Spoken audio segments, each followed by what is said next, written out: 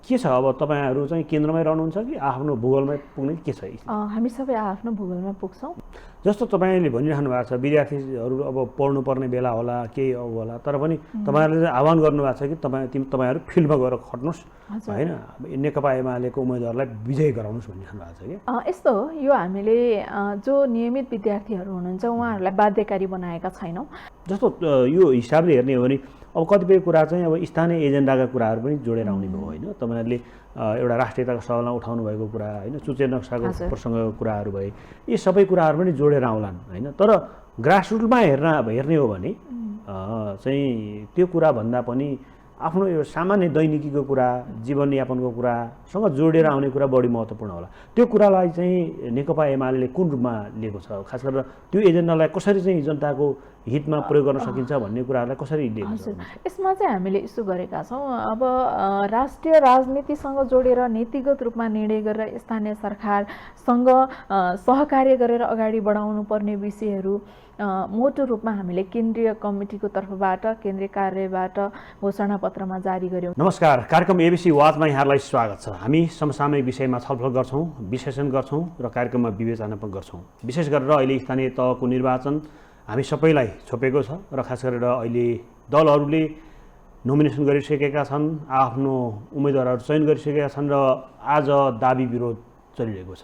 खास गरेर सबै दलहरू चुनावी मोर्चामा छन् र यो अहिलेसम्मको आँकडालाई हेर्ने हो भने नेकपा एमाले जो सत्ता गठबन्धनभन्दा बाहिर छ उसले सबैभन्दा बढी उम्मेदवार उठाएको छ र त्यो सँगसँगै सत्तारूढ गठबन्धनले पनि आफ्नो तर्फबाट उम्मेदवारहरू चयन गरेको छ। विशेष गरेर यतिखेर अहिले यो चुनावी महासङ्ग्राममा सत्तारूढ गठबन्धन र नेकपा एमाले बीचमा एउटा कडा प्रतिस्पर्धा हुँदैछ। खास गरेर नेकपा एमाले अहिले एक्लो जस्तो रूपमा र केही साना दलहरूको साथ लिएर अगाडि बढिरहेको छ भने सत्तारूढ गठबन्धन, नेपाली काङ्ग्रेस, माओवादी केन्द्र लगायतका दलहरू मिलेर चुनावी गठबन्धन बनाएका छन्। यो बीचमा अब नेकपा एमाले सत्तारूढ गठबन्धनको जुन खालको एउटा गठबन्धन छ त्यसलाई कसरी पराजित गर्न सक्ला र त्यसका रणनीतिहरू के छन् लगायतका विषयमा छलफल गर्नेछौँ। छलफलका निम्ति मैले नेकपा एमालेका केन्द्रीय सदस्य तथा अनेरा समितिका अध्यक्ष सुनिता बराललाई स्टुडियोमा ल्याएको छु। यहाँलाई कार्यक्रममा स्वागत छ। धन्यवाद। आराम हुन्छ? ठिक छ। चुनावी माहौल छ, तपाईँहरूको समय पाउनु नि बहुत गाह्रो छ है? अलिअलि व्यस्त छ। स्थानीय तहको निर्वाचन, तर तपाईँ केन्द्रीय सदस्य हुँदाहुँदै पनि फेरि विद्यार्थीको एउटा कमान्ड सम्हालिराख्नु भएको छ। विद्यार्थी साथीहरूलाई अब फिल्डमा जानुहोस् है, स्थानीय तहसम्म जानुहोस् भनेर तपाईँहरूले यसअघि नै आह्वान त गरिसक्नुभयो। के छ अब तपाईँहरू चाहिँ केन्द्रमै रहनुहुन्छ कि आफ्नो भूगोलमै पुग्ने के छ? हामी सबै आफ्नो भूगोलमा पुग्छौँ। म चाहिँ काठमाडौँमा रहेर नै अब अहिले त चुनावको उम्मेदवार बनाउने कुराको पनि थोरै समन्वय गर्नुपर्ने भएकोले म आज नै झापा जाँदैछु र अरू साथीहरू पनि सबैजना आफ्नो कार्यक्षेत्रमै हुनुहुन्छ, स्थायी बसोबास भएको क्षेत्रमा हुनुहुन्छ र केही साथीहरू आफ्नो परीक्षाको सन्दर्भ या अध्ययनको सन्दर्भमा, केही साथीहरू आफ्नो स्थानीय क्षेत्रभन्दा बाहिर रहे तापनि अहिले धेरै साथीहरू आफ्नो क्षेत्रमा पुगिसक्नु भएको छ र अब हिजोदेखि त मनोनयन दर्ता भएपछि चुनावको आधिकारिक उम्मेदवारसहित चुनावी अभियानमा कार्यक्रममा हुनुहुन्छ। यो बीचमा विद्यार्थी मोर्चामै फाँटमै बसेर काम गर्ने कति तपाईँहरूको नेताहरू चाहिँ उम्मेदवार बन्नुभयो होला? उल्लेख्य मात्रामा हुनुभएको छ। हाम्रो केन्द्रीय कमिटीको सचिवदेखि केन्द्रीय सदस्यसम्म, पालिकाको प्रमुखदेखि वडाको अध्यक्ष सदस्यसम्म धेरै साथीहरू हुनुभएको छ। जस विद्यार्थीहरूले आफ्नो चुनावमा कसरी जिताउने भन्ने परिचालन मात्र होइन, उम्मेदवार बन्ने समेत हैसियत बनायो भन्ने कुरा एकदमै अहिले चाहिँ हामीले एकदम उत्साहित पनि भएका छौँ। हामी हाम्रो पार्टीप्रति नै, पार्टी चाहिँ सिङ्गो पार्टीको संस्थागत निर्णयले नै युवाहरूप्रतिको देखाएको विश्वास, अझ बढी युवाको प्रतिनिधित्व सँगसँगै जोडेर महिलाहरूलाई पनि प्यारलली लिएर गएको यो अहिलेको अवस्थाले नेकपा एमाले प्रतिको हाम्रो जुन गौरव छ त्यसलाई अझ बढी बढाएको पनि छ र जनमासको विश्वास पनि थप ऊर्जामा परिणत गर्ने एउटा वातावरण निर्माण भएको छ। जस्तो तपाईँले भनिरहनु भएको छ विद्यार्थीहरू अब पढ्नुपर्ने बेला होला केही अब होला, तर पनि तपाईँहरूले आह्वान गर्नुभएको छ कि तपाईँहरू फिल्डमा गएर खट्नुहोस् होइन, नेकपा एमालेको उम्मेदवारलाई विजयी गराउनुहोस् भनिरहनु भएको छ कि? तपाईँहरूले अलिअलि पढ्नुपर्ने विद्यार्थीलाई फेरि जबरजस्ती पोलिटिक्समा धकेल्ने काम गर्नुभयो कि जस्तो लाग्दैन? यस्तो हो, यो हामीले जो नियमित विद्यार्थीहरू हुनुहुन्छ उहाँहरूलाई बाध्यकारी बनाएका छैनौँ। त्यही सन्दर्भमा हेर्ने हो भने त अनेरा शिविरका नेताहरू नै आफै उम्मेदवार पनि बन्नुभएको छ। त्यस कारणले अनेरा शिविरको नेतृत्वको एउटा तहमा पुगिसक्नुभएका र नियमित विद्यार्थी नहुनुभएका, आफ्नो शैक्षिक संस्थासँग जोडिएका, अध्ययनसँग जोडिएको विषयलाई डिस्टर्ब नहुने गरी आफ्नो कार्यक्षेत्रमा जानुस् भनेका हौँ। परीक्षा भएका साथीहरूलाई बाध्यकारी बनाएका छैनौँ या नियमित कक्षा सञ्चालन भइरहेका साथीहरूलाई बाध्यकारी बनाएका छैनौँ। त्यो सँगसँगै अनेरा शिविरको नेतृत्वको एउटा तहमा पुगिसकेको साथी त यो समाजको, उसको क्षेत्रको, उसको भूगोलको, उसको जिल्लाको नेता पनि हो, नेताका रूपमा पनि स्थापित भइसकेको हुन्छ। त्यसो हुँदा अनेरा शिविरको नेताले गएर आफ्नो भूगोलमा खेल्ने भूमिका धेरै अर्थपूर्ण रहने कुरा हामीलाई एकदम अनुभूति पनि भएको विषय हो। पार्टीले पनि त्यो अपेक्षा गरेको हुन्छ।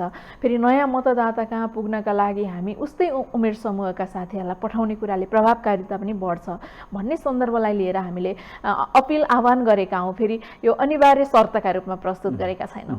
जस्तो अहिले विद्यार्थीहरू गएर भूगोलमा उम्मेदवार हुने त भइहाल्नु भयो, नहुनेहरूले चाहिँ के गर्न सक्छन्, कसरी चाहिँ सहयोग गर्न सक्छन् भन्ने हो तपाईँहरूको? हामीले दुईटा पाटोबाट साथीहरूलाई ओरिएन्टेसन गरेर पठाएका छौँ। जति बेला हामीले घर फर्किनका लागि आह्वान गऱ्यौँ त्योभन्दा अगाडि हामीले केन्द्रीय कमिटीको बैठक जिल्ला अध्यक्षहरू सहितको विस्तारित भेला गऱ्यौँ काठमाडौँमा नै, जसमा पार्टीको श्रद्धेय अध्यक्ष, महासचिव लगायतका नेताहरूले उहाँहरूलाई प्रशिक्षण पनि दिनुभयो।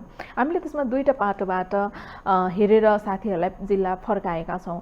त्यो चाहिँ एउटा पार्टीको उम्मेदवारलाई जिताउने कुराको पाटो भइहाल्यो, जसमा हाम्रा योजनाहरू प्रस्तुत गर्ने, स्थानीय सरकारको नेतृत्व गर्छु भनेर उभिनु भएको उम्मेदवारले जनाउनुभएका प्रतिबद्धताहरूलाई प्रचार गर्ने र घर घरसम्म पुर्याउने कुरा र नेकपा एमाले देखेको सपना, जो समृद्ध नेपाल, सुखी नेपाली बनाउने कुराको आधारशिला नै स्थानीय सरकार हो। स्थानीय सरकारमा नीति निर्णयलाई हामीले चुस्त दुरुस्त रूपमा कार्यान्वयन गर्न सकेनौँ भने सिङ्गो देशलाई समृद्ध बनाउने कुरामा हामी चुक्छौँ। त्यस अर्थमा नेकपा एमालेको अभियानलाई, कार्यक्रमलाई हामीले घोषणापत्रमा उल्लेख गरेका विषयहरूलाई जनता कहाँ पुर्याउने कुरा र स्थानीय तहको उम्मेदवारको प्रतिबद्धता पत्रसहित जनता कहाँ पुर्याउने कुरामा एउटा पाटोमा काम गर्नु भनेका छौँ भने अर्को पाटोमा चाहिँ निर्वाचन सबैको एउटा सार्वभौम अधिकारको विषय हो र निर्वाचनमा मतदाताहरूको आफ्नो अधिकारको विषय छ। अधिकार सँगसँगै निर्वाचन आयोगले जारी गरेको निर्वाचन आचार संहिताको विषय छ। यो कानुनी पाटोलाई पनि सबैभन्दा बढी व्यवस्थित ढङ्गले आचार संहिता उल्लङ्घन हुनबाट जोगाउने र उल्लङ्घन गर्न खोजेकालाई खबरदारी गर्ने विषयदेखि लिएर निर्वाचनसँग जोडिएका आधारभूत मान्यताहरूलाई बुझ्नका लागि पनि युवा पङ्क्ति नै सबैभन्दा बढी सचेततापूर्वक काम गर्न सक्छ भन्ने कोणबाट पनि हामीले यो दुईटा पाटोबाट काम गर्नका लागि साथीहरूलाई आह्वान गरेका छौँ। साथीहरू फिल्डमा गइसक्नु भयो? एकदमै। अब यो चुनावी सरगर्मी छ होइन, तपाईँहरू एकातिर नेकपा एमाले प्रमुख प्रतिपक्षी दल, त्यसै त प्रतिपक्षी झन् गठबन्धनको हिसाबले झन् महाप्रतिपक्षी जस्तो महासङ्ग्राममा महाप्रतिपक्षी भएर एमाले अहिले भिड राख्नु परेको छ होइन। यो स्थिति यसो हेर्दाखेरि हुन त उम्मेदवारीको हिसाबले हेर्ने भने एमाले आफू एक्लै भएको भएर होला सबैभन्दा धेरै ठाउँमा, धेरै स्थानीय तहहरूमा चाहिँ नोमिनेसन गरेको देखिन्छ होइन।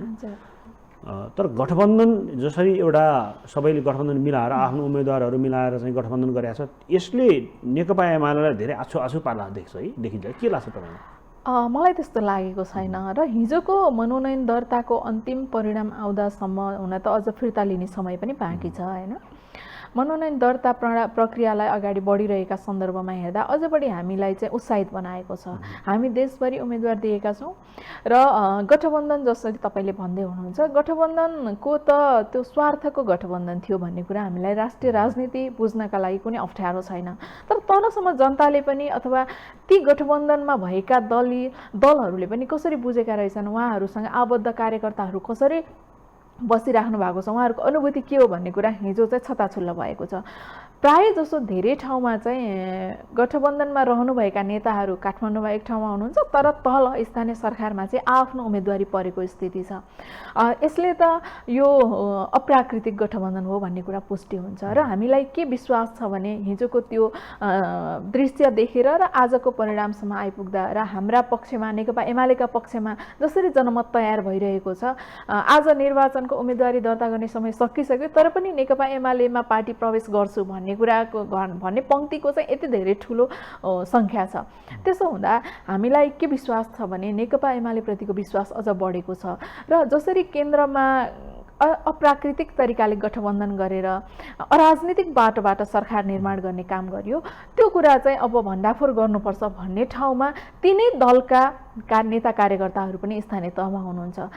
यसको अर्थ नेताहरूले अथवा केन्द्रमा गरिएको चाहिँ केन्द्रबाट देखाइएको त्यो नेतृत्वको चाहिँ विवेकलाई बन्धक राखेर गरेको जस्तो देखिएको राजनीतिक गतिविधिलाई कार्यकर्ताले मान्नेवाला छैनन्। हामी लोकतान्त्रिक देशमा छौँ र गणतन्त्र राज्य ल्याउने स्थापना गर्दाखेरिको हाम्रो सिद्धान्त के हो भने हामी दलीय व्यवस्थालाई मान्छौँ र दलीय व्यवस्थालाई आत्मसात गर्दै हामीले 3 तहका सरकार निर्माण गरेका हौँ। त्यो दलीय व्यवस्थालाई नै उल्लङ्घन गरेर बनाइएको यो गठबन्धनको सरकारलाई सरकारप्रतिको विश्वसनीयता चाहिँ दिन प्रतिदिन कमजोर बनिरहेको छ। यो नै हाम्रो सबैभन्दा बढी चाहिँ आज नेकपा एमाले का पक्षमा आएको जनलहरको एउटा कारण हो। किनभने हामी राजनीतिक दलका रूपमा स्थापित छौँ, दलको दलीय व्यवस्था अन्तर्गत सञ्चालित छौँ, तर दलीय व्यवस्था अन्तर्गत भएका सामान्य नम्सका कुराहरू पनि मान्दैनौँ भन्ने यो कुरालाई स्वीकार्न कोही पनि तयार छैन। त्यसो हुँदा नेकपा एमालेको अहिले मनोनयन दर्ताका प्रक्रियामा पनि सबैभन्दा बढी उम्मेदवारहरू हुनुहुन्छ र मत परिणामकामा पनि हामी त्यो सबैभन्दा बढी उम्मेदवारहरू विजय गरेर ठाउँमा पुग्छौँ भन्ने विश्वासका साथ हामी लागेका छौँ। तर कतिपयले आङ्कलन गर्छन् क्या, जस्तो विश्लेषकहरूसँग मैले धेरै कुराकानी गरेको छु। उहाँहरूले के भन्नुहुन्छ भन्दाखेरि नेकपा एमालेको मत चाहिँ धेरै आउँछ तर परिणाममा कम आउँछ, किनभने गठबन्धन छ, उता परिणाम उनीहरूले ल्याउँछन्, मत एमालेको आउँछन् भन्छन् कि। तपाईँलाई त्यस्तो लाग्छ? अब यसलाई कसरी कुन कोणबाट हेर्ने भन्ने हुन्छ। गठबन्धन अब उहाँहरू कालान्तरमा एउटै पार्टी भएर जाने मोडेलमा जानुभयो भने त त्यो अनुमान गर्न सकिने स्थिति बन्ला। तर उहाँहरू 5 वटा पार्टीको गठबन्धन हुने र एमालेको चाहिँ 40% आयो भने पनि 60लाई 5 भाग लाउँदाखेरि त फेरि पनि नेकपा एमाले त पहिलो पार्टी नै होला, त्यो कोणबाट विश्लेषण गरेर हेर्दा। तर हामीलाई के विश्वास छ भने हामी चाहिँ जनतामा हाम्रा मुद्दाहरू लिएर जाँदा र हिजोका हाम्रा कामका समीक्षासहित अबको योजना लिएर जाँदा सबैभन्दा ठुलो दलका रूपमा स्थापित हुने कुरा र धेरैभन्दा धेरै हाम्रा उम्मेदवारहरूले विजय प्राप्त गर्ने कुरामा धेरै समस्या हुँदैन भन्ने कुरामा विश्वस्त भएर लागिरहेका छौँ। जस्तो तपाईँ एउटा महिला नेत्री पनि हुनुहुन्छ, तर अब यो यसो हेर्दाखेरि गठबन्धन गर्दै गर्दाखेरि आफ्नो स्वार्थ त पुरा हुन्छ होला, तर यसो तलसम्म हेर्ने हो भने के देखिन्छ भन्दाखेरि उम्मेदवार चाहिँ वास्तवमा उम्मेदवार हुनबाट नै महिला नेताहरूलाई रोकिएको स्थिति छ होइन, गठबन्धनबाट पनि। र हुन पनि यो महिला सदस्य नै उठाउने सवालमा पनि धेरै कटौती भएको देखिन्छ। अनिवार्य उठाउनु पर्ने ठाउँमा उठाउने भए पनि गठबन्धन भइसकेपछि त्यहाँ उपाध्यक्ष अध्यक्ष पुरुष भयो भने महिला अनिवार्य हुन्थ्यो होइन, तर त्यो स्थिति देखिन्न कि। तपाईँलाई के लाग्छ भन्नुहोस् त? जब मान्छे एउटा व्यक्ति प्राकृतिक तरिकाले अगाडि बढ्दैन, राजनीतिक दलहरू दलीय व्यवस्थाबाट अगाडि बढ्दैनन्, त्यति बेला हामीले राजनीतिलाई जोगाउने, राजनीतिसँग राजनीति या व्यक्ति या एउटा पार्टी मात्रै जोडिँदैन, नीतिसँग चाहिँ यो देशको समग्र व्यवस्था जोडिन्छ। त्यसो हुँदा अहिले हामीले हेरेको विषय हामीले पटक पटक भन्यौँ पनि, मैले संस्थागत रूपमा अनि राष्ट्रको तर्फबाट हामीले संस्थागत रूपमा पनि यो विषय बोलेका थियौँ। आज गठबन्धनका रूपमा उहाँहरू चुनाव लड्ने कुरालाई हामीलाई कुनै आपत्ति भएन, तर संवैधानिक व्यवस्था अन्तर्गत महिला र पुरुषलाई सँगसँगै लिएर हिँड्ने कुराको जुन परिकल्पना संविधानले वैधानिक रूपमा व्यवस्था गरेको छ, यो कुराको असाध्यै धेरै बर्खिलापमा गठबन्धन गएको छ। अहिले हेर्नुहुन्छ भने यस कुरामा यो सन्दर्भसँग जोडेर हेर्दा त हामीले यति धेरै गौरव अनुभूति भएको छ नेकपा एमालेको एउटा कार्यकर्ता हुनुमा। अहिले हाम्रो पार्टीले धेरै ठाउँमा महिलाहरूलाई प्रमुख पदमा नै उम्मेदवार बनाएको छ, धेरै वडाध्यक्षहरू पनि महिलाहरू हुनुभएको छ। महिलाहरू र युवालाई प्रतिनिधित्व गराएपछि मात्रै देशलाई समृद्ध बनाउन सकिन्छ भन्ने विषय चाहिँ नेकपा एमाले बाहेक अरू कसैले बुझेको छैन भन्ने कुराको चाहिँ पुष्टि यो निर्वाचनसँग जोडिएको उम्मेदवारी दर्ताले गरेको छ। र यो हामीले बनाएको कानुन र कानुनसँग जोडेर आधा जनसङ्ख्या चाहिँ ओगट्ने महिलाहरूलाई जसरी वैधानिक व्यवस्थाको पनि विपरीत गएर अनेकौँ कोणबाट बहाना खोजेर महिलाहरूलाई निस्तेज गर्ने खालको जुन अभ्यास गर्न खोज्दै हुनुहुन्छ, कालान्तरमा उहाँहरूलाई नै यो विषय अभिशाप बन्छ जस्तो मलाई लाग्छ। किनभने आज महिलाहरू या युवाहरूलाई रोक्ने विषय चाहिँ यो सामान्य त कुनै पनि राजनीतिक दलका लागि यो सहज विषय बन्दैन। आज हाम्रो समाजको चेतनामा हेर्ने हो भने एउटा सामान्य नागरिकले पनि मेरो अधिकार के हो भनेर बुझ्न सक्ने र व्याख्या गर्न सक्ने चेतना राख्छ। अझ बढी निर्वाचनका सन्दर्भमा जोडेर मतदाता भइसकेका व्यक्तिहरू त यो चेतनाबाट परिपक्व भइसकेको आजको अवस्था छ। यो राजनीतिक चेतना यो तहको परिपक्वता बनाउनका लागि हामीले धेरै राजनीतिक दलहरूले नै धेरै अभ्यास गर्नुभएको छ या धेरै मेहनत गर्नुभएको छ। त्यसकारण आफैले लामो समयको अभ्यास र निरन्तरको सङ्घर्षबाट प्राप्त गरेको उपलब्धिलाई आज आफ्नो अनुकूलतामा या कुनै एउटा सरकारको नेतृत्व गर्ने या नेतृत्वसँग जोडिएर सरकार सञ्चालन गर्ने कुराको स्वार्थसँग जोडेर समग्रतामा दलीय व्यवस्था या संवैधानिक व्यवस्थालाई को बर्खिलापमा जाने कुरा त सामान्य नागरिकले पनि मान्य हुने विषय होइन। त्यसकारण अब यसको रिफ्लेक्सन चाहिँ हामीले मत परिणामबाट प्राप्त गर्छौँ र उहाँहरूले यो विषयलाई गम्भीरतापूर्वक समीक्षा गरेर फिर्ता गर्ने ठाउँमा पुर्याउँछन् होला जनताले भन्ने मलाई चाहिँ अनुमान छ। त्यही त तपाईँले यो भनिराख्दाखेरि नि जस्तो तपाईँहरूको अन्तर्पार्टी महिला सञ्जालहरू पनि छ होइन, यो विषयमा नि केही छलफल भएको छ? सामान्य त हुन त यो चुनावको बेलामा एकअर्काको पार्टीका नेताहरू बिचमा कमै भेटघाट हुने चलन छ होइन, तर तपाईँहरूको बिचमा जस्तो नेपाली कङ्ग्रेस, माओवादी केन्द्र होइन लगायत दलहरूको महिला नेतृत्वहरूसँग यो विषयमा पार्टी नेतृत्वमा दबाब दिनुपर्छ भन्ने विषयमा अब नेकपा एमाले आफ्नो हिसाबले महिला पुरुष एउटा हिसाबले सन्तुलन मिलाएर उठाएको छ। तथापि यो बिचमा अरू पार्टीका नेताहरू जसले संविधानले गरेको व्यवस्थालाई पनि गठबन्धनको नाममा गठबन्धनलाई जोगाउने नाममा पुरुषै पुरुष उम्मेदवार बनाउने सन्दर्भलाई लिएर चाहिँ महिला अरू पार्टीका नेताहरू बिचमा के कुराकानी भएको छ? सामूहिक रूपमा हामी त्यसरी बस्ने स्थिति त बनेको छैन, तर नेपाली काङ्ग्रेससँग आबद्ध हुनुभएका नेताहरू पनि केही महिला नेत्रीहरूले चाहिँ यो विषय उठाउनु भएको मैले सुनेको छु र यो चाहिँ एउटा महिलाको मात्रै विषय बनाउने कुरा आफैमा दुःखद विषय हो। हाम्रोमा चाहिँ हाम्रो पार्टीको श्रद्धेय अध्यक्षले नै यो विषय पटक पटक बोल्नु भएको छ, तर अन्य दलका नेताहरूले नेतृत्वको निर्णायक ठाउँमा बस्नुभएका नेताहरूले बोलेको मैले सुनेको छैन। यसले के देखाउँछ? सामान्यतः लैङ्गिक हिसाबले जुन खालको संविधानले ग्यारेन्टी गरेको व्यवस्थालाई दलहरूले व्यवस्था गरेको भन्ने होइन कि यो नेतृत्वको विवेक बन्धक राखेर गरिएको राज्य सत्तासँग जोडिएको स्वार्थको परिणाम हो भन्ने लाग्छ मलाई चाहिँ। होइन भने उहाँहरूले नै बनाउनु भएको अहिले हामीले सामान्यतः हेर्दाखेरि अहिले सबै पार्टीको शीर्ष नेतृत्वमा जो हुनुहुन्छ, निर्णायक ठाउँमा जो हुनुहुन्छ, उहाँहरूले नै बनाएको संविधान हो र उहाँहरू मार्फत नै बनेको यो व्यवस्था हो। आफै बनाएको व्यवस्थालाई कार्यान्वयन गरेर लिएर जाने कुरामा चाहिँ अहिले क्षणिक समयमा सरकारको नेतृत्व गर्ने विषय या कोही मन्त्री पद जान्छ या रहन्छ भन्ने विषयसँग जोडिएर नै यो ठाउँमा पुगेको हो यो परिणाम भन्ने लाग्छ। त्यसकारण नेताहरूले आफूले बुझेको विषयलाई पनि नबुझेको जस्तो गरेर प्रस्तुत हुने कुरा चाहिँ गम्भीर विषय हो।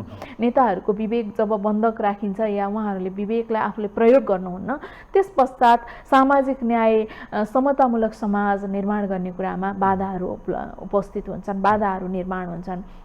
अहिले भइरहेको परिस्थिति त्यही हो। तर हामीलाई के विश्वास छ भने यो विषयलाई भण्डाफोर गर्दै हामीले समान हैसियतमा र समान तहमा यो समाजलाई समतामूलक समाज निर्माण गर्ने भनेर हामीले जसरी अघि बढिरहेका छौँ, यो कुरालाई खण्डन गर्दै हामी स्थापित हुने कुरामा हामी हिजोदेखि पनि महिलाहरू एउटा समय पश्चात आउँदा निरन्तर सङ्घर्षमा गरिराख्नु परेको थियो। अहिले त महिलाको मात्रै विषय होइन, महिला लगायत समावेशी क्षेत्रका सबै व्यक्तिहरू, सबै समुदायहरू पछाडि पर्ने अवस्था गठबन्धनमा रहेका राजनीतिक दलहरूले गर्न खोजिराख्नु भएको छ। यो विषयलाई भण्डाफोर गर्दै सबै समुदायको अधिकार स्थापित गर्ने कुरामा महिलाले नै नेतृत्व गर्ने ठाउँमा पुर्याउन चाहिँ हामी सक्छौँ भन्ने कुराको विश्वासका साथ हामी निरन्तर सङ्घर्षमा नै छौँ। त्यही त अब अघि नै मैले प्रसङ्ग पनि भने, खास गरेर यतिखेर तपाईँहरू महासङ्ग्राममा हुनुहुन्छ र गठबन्धनसँग तपाईँहरू चुनावी प्रतिस्पर्धामा हुनुहुन्छ होइन। तपाईँहरूलाई के लाग्छ भन्नुहोस् त? सामान्यतः उहाँहरूको हिजोको कतिपय ठाउँमा कुटाकुट भएको, हिजोको कतिपय ठाउँमा चाहिँ होइन एउटा खालको चाहिँ एकअर्कालाई नै निषेध गर्नु परेको, एकअर्का जुन गठबन्धन भनिए पनि सबका दलले आफ्नो हिसाबले नोमिनेसन गरेको सबै परिणामलाई हेर्दाखेरि यो सबै विश्लेषण गर्दाखेरि नेकपा एमालेको पहिलाको विरासत जोगाउन तपाईँहरूलाई कतिको सहज कठिन के होला भन्नुहोस् त? नेकपा एमालेको विरासत जोगिने कुरामा त शङ्का छैन, तर दलीय व्यवस्थालाई उल्लङ्घन गर्ने गरी जसरी अघि पनि मैले भने गैर राजनीतिक तरिकाबाट सरकारहरू सञ्चालन गर्ने दुष्प्रयास गरिँदैछ। स्थानीय सरकारमा दिएको उम्मेदवारीले पनि त्यो कुरा पुष्टि गरेको छ।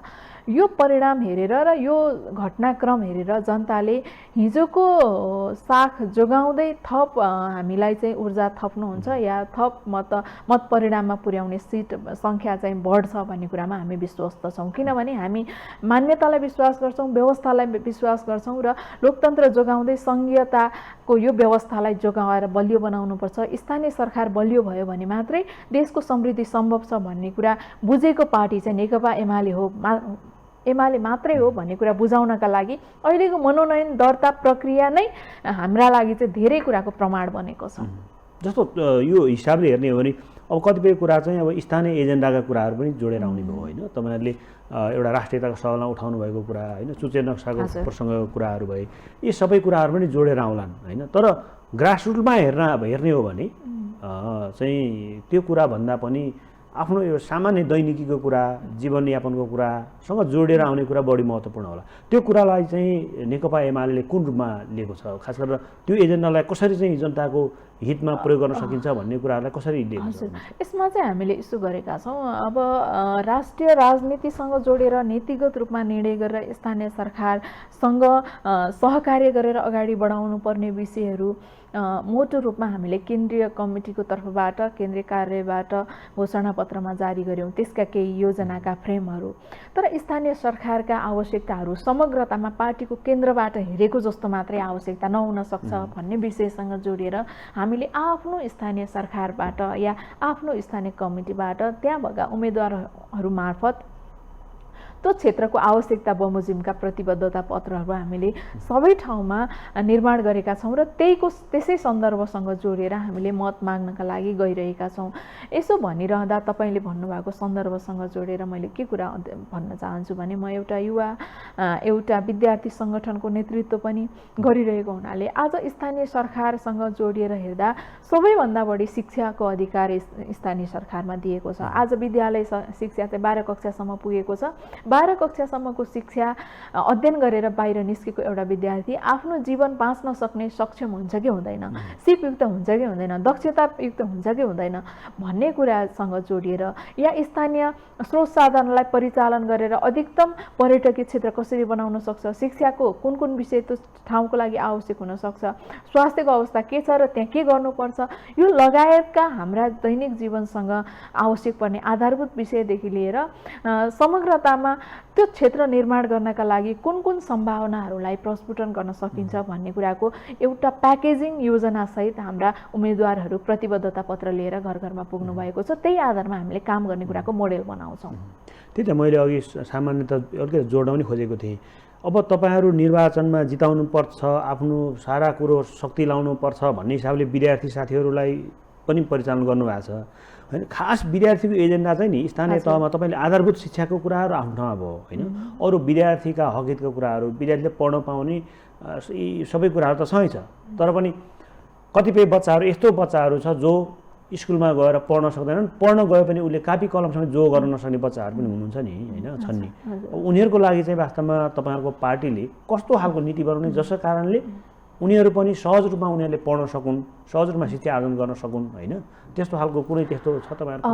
हामीले अहिले चाहिँ स्थानीय सरकारसँग जोडेर हेर्दा सबभन्दा बढी विद्यालय शिक्षामा नै प्रायोरिटी दिएर अगाडि बढेका छौँ। त्यसमा दुईवटा कोणबाट हामीले कुरा गर्न खोजेका छौँ। पहिलो कोण चाहिँ के हो भने शिक्षा प्राप्त गर्ने अधिकारलाई सुनिश्चित गर्ने कुरा, जुन चाहिँ संवैधानिक रूपमा लेखिसकिएको छ। 8 कक्षासम्मको शिक्षा चाहिँ अनिवार्य र निःशुल्क र 12 कक्षासम्मको शिक्षा निःशुल्क अध्ययन गर्न पाउने विद्यार्थीको जुन अधिकार छ, यो कुरालाई कार्यान्वयन गराउनका लागि सामुदायिक सार्वजनिक विद्यालयहरूलाई गुणस्तरयुक्त बनाउने कुरा र सर्वसुलभ पहुँचमा पुर्याउने कुरामा पहिलो प्राथमिकतामा हेरेर हामीले काम गर्न खोजेका छौँ भने दोस्रो कोणबाट हेर्दा अध्ययन प्राप्त गर्ने, अध्ययनको उपलब्धताको पहुँचको विषय मात्रै नभएर उसले प्राविधिक शिक्षा अध्ययन गर्न पाएको छ कि छैन, भोलि 12 कक्षा पढेर बाहिर गएको विद्यार्थीसँग सर्टिफिकेट मात्रै हुन्छ कि उसँग सिप पनि हुन्छ भन्ने विषयसँग जोडेर हामीले अलि बढी इङ्गित गर्न खोजेका छौँ। त्यसकारण सर्वसुलभ र सबैको पहुँचमा पुर्याउने कुरा पहिलो प्रायोरिटी भयो। सँगसँगै जोडिएर आफूले उपलब्ध भएको शिक्षालाई प्राविधिक शिक्षामा रूपान्तरण गरेर जीवन उपार्जनसँग प्रत्यक्ष रूपमा जोड्न सकिने शिक्षा आजको स्थानीय सरकारको पहिलो प्राथमिकता हुनुपर्छ। शिक्षा बलियो भयो या शिक्षा प्रभावकारी भयो भने मात्रै हामीले समृद्ध नेपाल सुखी नेपाली बनाउने विषयको जग बलियो रूपमा स्थापित गर्न सक्छौँ भन्ने विषयलाई गहिरो गरी बुझाइका साथ हामी यो काममा लागेका छौँ। अब यो हिसाबले हेर्ने हो भने तपाईँहरूले यो विद्यार्थीको एजेन्डा भयो होइन, समग्र वास्तवमा जनताको एजेन्डालाई चाहिँ वास्तवमा स्थानीय सरकारले पूर्ण रूपमा अगाडि बढाउन सक्यो भने वास्तवमा तपाईँहरूले भन्नुभयो जस्तै समृद्ध नेपाल सुखी नेपाली हुनेछन् जुन एउटा राष्ट्रिय एउटा नारा बनेको छ होइन, त्यसलाई चाहिँ कसरी लिने? यसमा चाहिँ मलाई के लाग्छ भने हामीले अहिले अनुभूति गरेको विषय हामी स्थानीय सरकारको जुन अभ्यास सञ्चालन गऱ्यौँ, साँच्चै भन्ने हो भने गाउँ गाउँमा बसेको घर घरमा बसेका जनताको लागि त सरकार भनेकै स्थानीय सरकार हो। केन्द्रीय सरकारमा त नीति निर्माण भएर कार्यान्वयनका लागि तल जान्छ, त्यसमा एउटा प्रशासनिक माध्यमबाट मात्रै जाने भयो। ठुला गौरवका योजनाहरू बाहेक त जनताले अनुभूति गर्ने सरकार भनेको आफू जन्मिँदादेखि लिएर जीवन पर्यन्त मृत्यु हुँदासम्म स्थानीय सरकारसँग जोडिन्छन्। त्यसो हुँदा अब चाहिँ समग्रतामा जनताले अहिले नेपाली जनताले मेरो बुझाइमा मेरो अध्ययनमा मेरो निष्कर्ष के छ भने कुनै पनि कामसँग जोडेर या कामको परिणामसँग जोडेर अब्जेक्सन गर्ने होइन, यो कामको प्रक्रिया गलत भयो भन्ने भन्दा पनि कामको परिणामलाई चुस्त दुरुस्त बनाउने कुरामा बढी प्रश्न गरेको अनुभूति हुन्छ। त्यसो हुँदा हाम्रा प्रशासनिक कामहरू प्रशासनिक माध्यमहरूलाई चुस्त दुरुस्त बनाउने कर्मचारी संयन्त्रलाई चाहिँ प्रभावकारी रूपमा कसरी काम गर्न सक्ने भन्ने कुरालाई अलि बढी हामीले प्रशिक्षणात्मक रूपमा लिएर जाने कुरामा स्थानीय सरकारहरू पनि सचेत हुनुपर्छ भन्ने लाग्छ। त्यो सँगसँगै स्थानीय सरकारको नेतृत्व गरेका व्यक्तिहरू नेतृत्व त जहिले पनि सबैभन्दा माथिबाट मोनिटरिङ गर्ने पर्सनालिटी हो। त्यसो हुँदा कर्मचारीदेखि लिएर आफ्ना संयन्त्रहरूसँग जोडेका समग्रतामा समाजमा भएका सबै संयन्त्रहरू जो चाहिँ हाम्रो दैनिक जीवनदेखि लिएर हाम्रा भविष्यका विभिन्न योजनासँग जोडिएका संयन्त्रहरू हुन्छन्, तिनीहरूलाई चुस्त दुरुस्त र प्रभावकारी ढङ्गले कामको परिणामसँग आवश्यकतासँग जोडिएका कामका परिणामहरूसँग न्यायसँग जोडिएको कामको परिणामसँग जोडेर हामीले प्रभावकारी बनाउने कुरामा बढी ध्यान दिनुपर्छ होला भन्ने लाग्छ। काम हुने कुराको सुनिश्चितता छ तर कहिले हुन्छ भन्ने कुराको विलम्ब बढी हुने गरेको छ। त्यसमा नेतृत्वका हिसाबले स्थानीय तहका जनप्रतिनिधिहरू चनाखो हुनु पर्यो र कर्मचारी संयन्त्रलाई प्रभावकारी ढङ्गले काम लगाउने र कामको परिणाम निकाल्ने कुरामा पनि बढी चनाखो हुनुपर्छ होला भन्ने लाग्छ। तर त्यो भनिन त यो चाहिँ तपाईँले भन्नुभएको कुरा भोलि निर्वाचित भइसकेपछि मोबिलाइज गर्ने कुरा होइन, परिणाम देखाउने कुरा होला। तर अहिले यो जुन उम्मेदवार छनौट गर्ने चरणमै कतिपयको धेरै गुनासो छ क्या, तपाईँको पार्टीप्रति पनि गुनासो छ, खास गरेर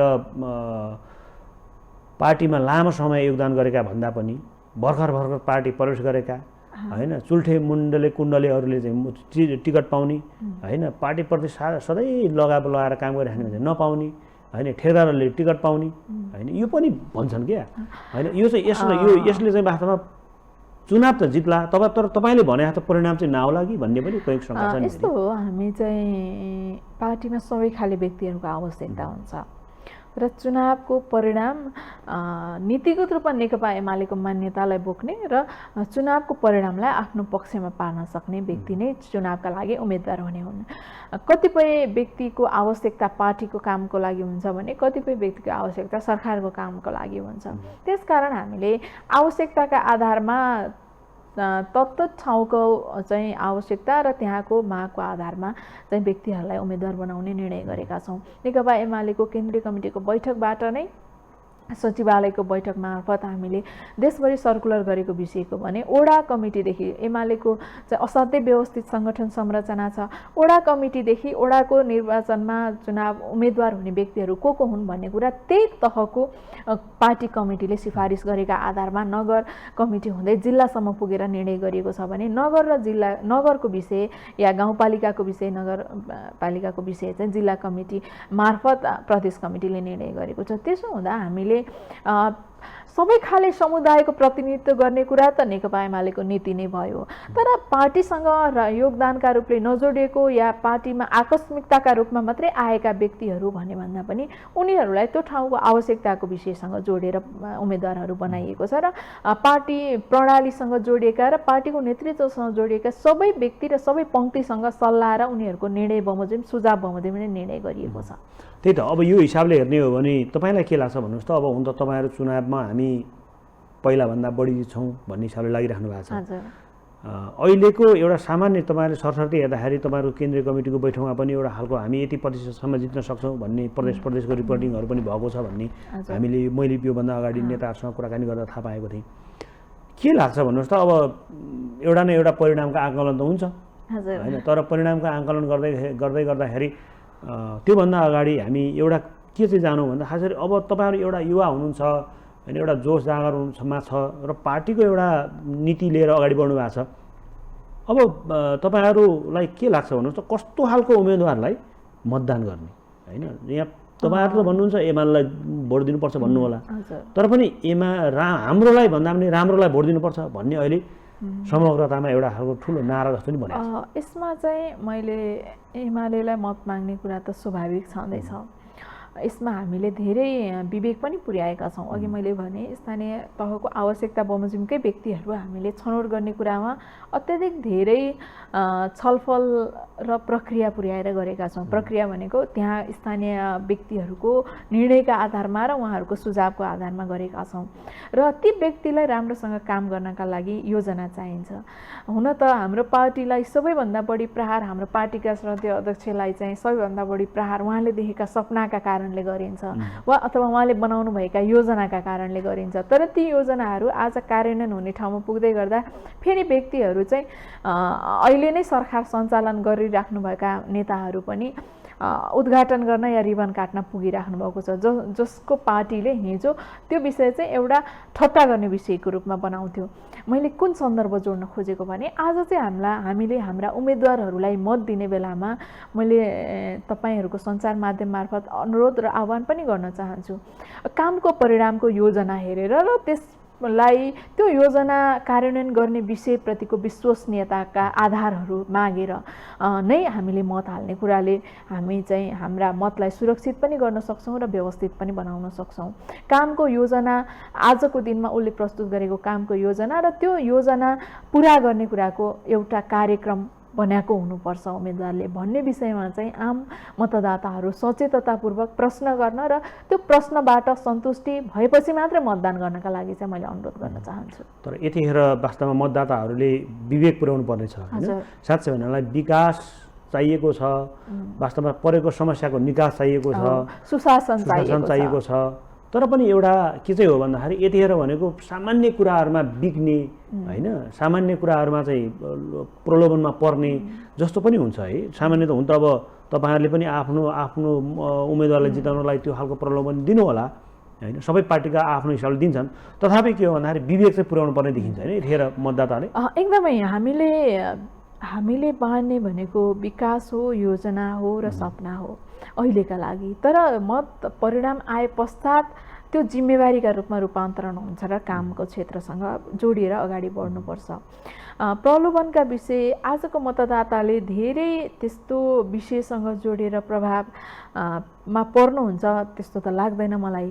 तर अझ पनि हाम्रा केही भूगोलहरू यस्ता छन्, केही समुदायहरू यस्ता छन्, त्यो समुदायमा साँच्चै आफ्नो अधिकारको विषयलाई सुसूचित रूपमा प्रयोग गर्न नसक्ने अवस्था पनि रहन सक्छ।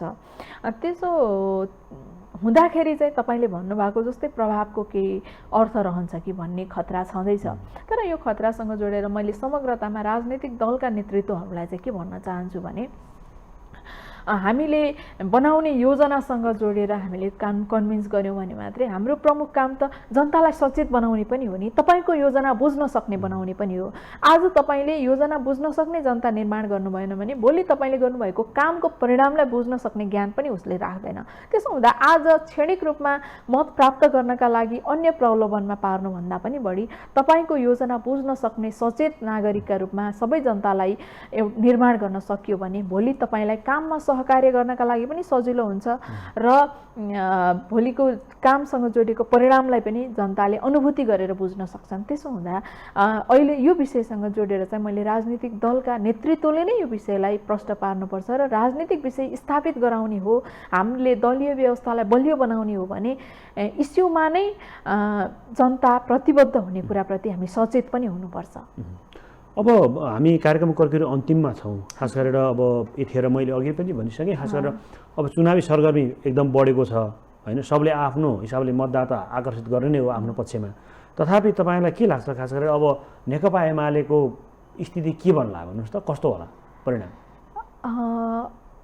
हामीले मत माग्ने कुरामा त कुनै सङ्कोचै भएन। मैले फेरि पनि अनुरोध गर्न चाहन्छु सम्पूर्ण यो टेलिभिजन हेरेर बस्नुभएका आदरणीय व्यक्तित्वहरूलाई पनि, सम्पूर्ण मतदातालाई योजना, कार्यक्रम र नीतिका आधारमा मत हाल्ने कुराको अभ्यास गर्नुपर्छ र तपाईँ सबैले यो विषयलाई आफ्नो विवेकलाई उचित ठाउँमा प्रयोग गर्नुहुन्छ भन्ने कुराको अपेक्षासहित अनुरोध पनि गर्न चाहन्छु। र हाम्रो पार्टीको पछिल्लो समय पार्टीभित्र भएको एकतापूर्ण, हार्दिकतापूर्ण जुन पार्टी नेतृत्वको सन्दर्भ छ र त्यो अभ्यास छ, त्योसँग जोडिएको आज तलसम्म मतदाता चाहिँ सम्म पुग्दाखेरि मनोनयन दर्ताको सन्दर्भले पनि पार्टी नेतृत्व एकजुट छ र एक ढिक्का छ भन्ने कुराको जुन सन्देश प्रवाह गरेको छ। र नेकपा एमाले विगतमा गत योभन्दा अघिल्लो सरकारमा हुँदाखेरि, नेकपा एमालेको नेतृत्वमा हुँदाखेरि थालेका विभिन्न विकासका योजनाहरूसँग जोडिएको त्यो कामको परिणामलाई जति अनुभूति गर्नुभएको छ, यी सन्दर्भसँग जोडिएर आज नेकपा एमाले प्रतिको आकर्षण जुन तहमा बढेको छ, यो आकर्षणलाई मत परिणाममा हामीले रूपान्तरण गर्न सक्छौँ र सबैभन्दा ठुलो उल्लेख्य मत सहितको पार्टी स्थापित हुने कुरामा स्थानीय निर्वाचनमा हामी सफल हुनेछौँ भन्ने कुराको विश्वास छ। हुन्छ, यहाँले समय दिनुभयो, संवादका लागि यहाँलाई धन्यवाद। धन्यवाद तपाईँलाई पनि। आदरणीय दर्शकवृन्द, आज हामीले कुराकानी गऱ्यौँ नेकपा एमालेका केन्द्रीय सदस्य तथा अन्य राष्ट्रिय समितिका अध्यक्ष सुनिता बरालसँग, विशेष गरेर स्थानीय तहको निर्वाचन, यसमा एमालेको स्थिति र गठबन्धनसँगको प्रतिस्पर्धालाई कुन रूपमा अगाडि बढाउने, कुन रूपमा बढाउन सक्छ एमाले भन्ने सन्दर्भमा आज हामीले छलफल गऱ्यौँ। हामी कार्यक्रममा निरन्तर छलफलमा रहनेछौँ। समय र साथका लागि सम्पूर्ण दर्शकप्रति आभार व्यक्त गर्न चाहन्छौँ। धन्यवाद, नमस्कार।